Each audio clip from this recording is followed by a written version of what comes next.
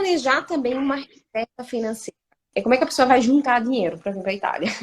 Tem várias maneiras de vir para a Itália. Então, eu posso vir, por exemplo, com uma bolsa de estudos, que daí o meu planejamento financeiro vai ser completamente diferente, ou seja, vou ter uma renda em euros desde o primeiro mês que eu vou estar aqui.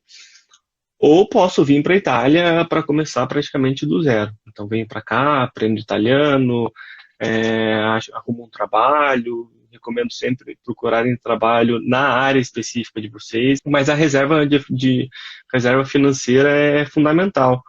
E como que a gente pode construir essa reserva? A gente constrói ela primeiro estabelecendo um orçamento mensal.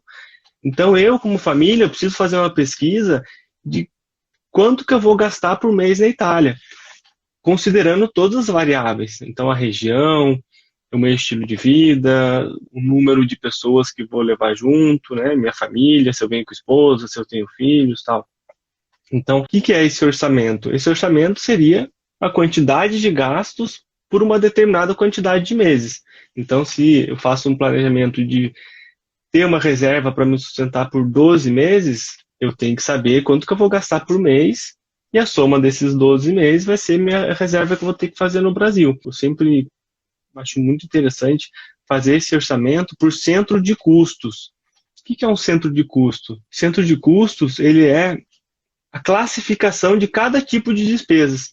Eu geralmente divido o centro de custo em três principais: os custos fixos, os custos recorrentes e os custos variáveis. Os custos variáveis, começo por esses, por quê?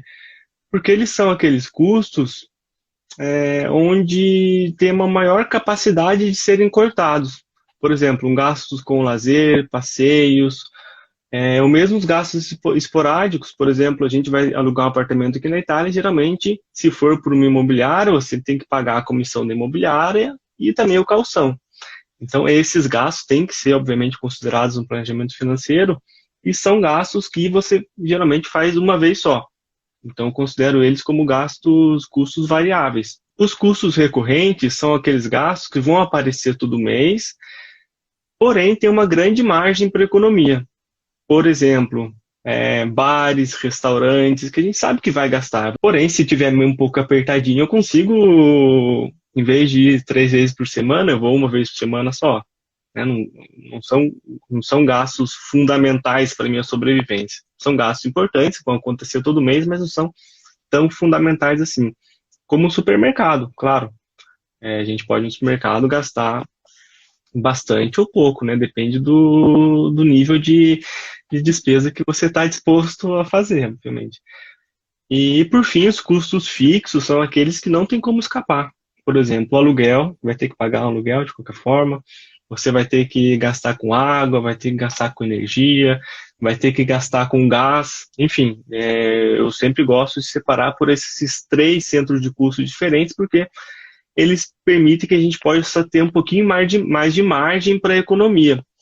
Então, se por acaso vem algum custo que você não estava esperando, você tem margem de cortar um pouco mais nos custos variáveis. Se não for suficiente, você vai para os custos recorrentes, enfim. Então, ali é onde você consegue jogar um pouquinho E para... daí, porque não dá para não pagar o aluguel. Exato, só não chega nos custos fixos e a situação começa a ficar mais preocupante, né, digamos.